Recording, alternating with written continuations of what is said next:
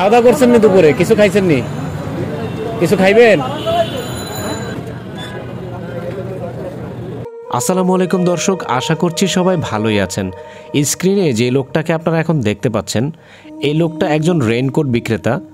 আমি ওনাকে অনেকক্ষণ ধরেই ফলো করতেছি, ওনার পাশে দাঁড়িয়ে দাঁড়িয়ে দেখছি যে উনি অনেকক্ষণ ধরে চেষ্টা করতেছে, কিন্তু একটা রেইনকোটও বিক্রি হচ্ছে না। ওনাকে দেখে খুব মায়া হলো আমার, তাই একটু কথা বলার চেষ্টা করলাম ওনার সাথে। এই কাকা কয়টা বেচছেন আজকে? দুইটা বেচছেন? কত করে বেচছেন এই রেইনকোট? 200 টাকা। আজকে আনছেন কয়টা? 10টা আনছেন। ছেলে মেয়ে নাই, আপনি কষ্ট করতেছেন দেখতেছি অনেকক্ষণ ধরে, বেচা হইতেছে না। দুইটা 300 টাকা, তাও তো কমে বেচছেন।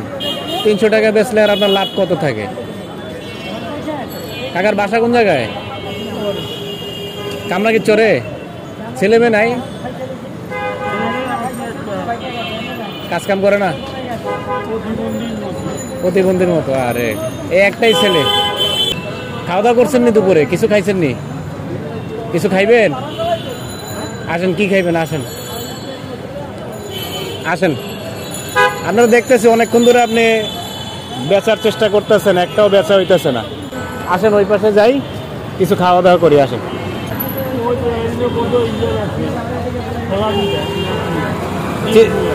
ডিম পিঠা, চিতই পিঠা, ডিম পিঠা খাইবেন?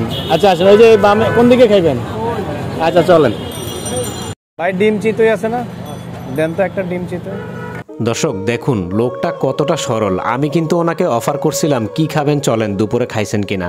উনি কিন্তু চাইলে বলতে পারতো পাশেই স্টার হোটেল অ্যান্ড কাবাব ছিল, ওইখানে ভাত খাবে, কিংবা তার আশেপাশে বিরিয়ানি কিংবা কোনো হোটেল রেস্টুরেন্টে ভারী কোনো খাবার খাবে। কিন্তু সে কি সামান্য একটা ডিম চিতই, যার মূল্য 30 থেকে 40 টাকা, এই টাকার ভিতরে সে আমাকে বেশি একটা খরচ করালো না।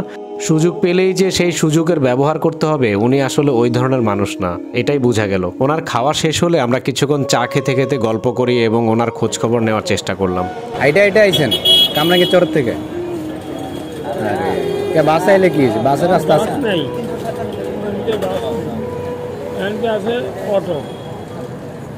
অটো করে আইতেন? 80 টাকা ভাড়া, এর লেগে আর আইটা আইছেন? দেখেন মানুষের জীবনে কতটা কষ্ট। উনি এই বয়সে কামরাঙ্গীর চর থেকে এলিফ্যান্ট রোড পর্যন্ত হেঁটে হেঁটে আসে প্রতিদিন, কারণ অটো ভাড়া 80 টাকা। দুইটা বেচছেন না সারাদিনে? 150 টাকা করে বেচছেন। আচ্ছা আমার একটা দেন, আমার লাগবো না, তারপর আমি একটা নেই আপনার কাছ থেকে। আপনার উপকার হইব তো নাকি? এই লোকটার সাথে আমার দেখা হয়েছে এলিফ্যান্ট রোড ইস্টার্ন মল্লিকার পাশে যে স্টার কাবাব আছে, এইখানে উনি প্রায় প্রতিদিনই আসে বিকেলবেলা। ওনার যে বয়স আর ওনার যে শারীরিক অবস্থা, ওনার চেহারা দেখলে উনি কিন্তু চাইলে ভিক্ষা করতে পারতো। উনি সেটা না করে এই ঘুরে ঘুরে রেইনকোট বিক্রি করতেছে, তাও আবার প্রতিদিন পায়ে হেঁটে কামরাঙ্গীর চর থেকে এলিফ্যান্ট রোড পর্যন্ত হেঁটে হেঁটে আসে। মানুষের জীবনে কতটা কষ্ট। ওনাকে কিন্তু আমি খুব বেশি কিছু সাহায্য করি নাই। ওনার কাছ থেকে একটা রেইনকোট কিনছি, ওনাকে একটু খাওয়াইছি এবং 1 কাপ চা খেয়ে একটু গল্প করছি। তাতেই উনি আমার প্রতি এতটা সন্তুষ্ট হয়েছে যা বলার বাহিরে।